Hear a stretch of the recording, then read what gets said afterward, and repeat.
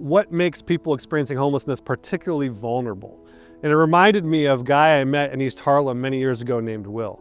Will was in his 50s, but he had a learning and development disability that caused him to function more like a child than as an adult.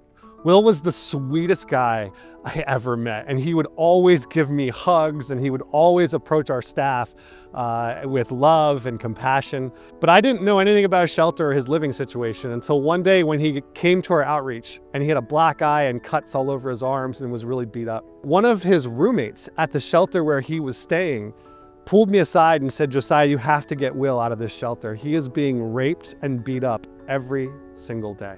We immediately jumped into action and tried to arrange for a transfer, and we actually got him into a private hostel where he could live with a community of faith and he could be supported and loved. But Will didn't know how to live there. It was not comfortable, so he ended up making his way back to the only place he knew, which was his shelter, where the abuse continued. Homelessness is not just a lack of a bed to sleep in.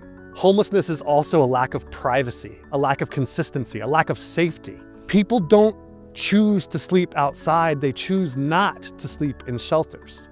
When we think about vulnerability, we have to recognize the impact of homelessness, and we have to prioritize solutions that will protect people like Will.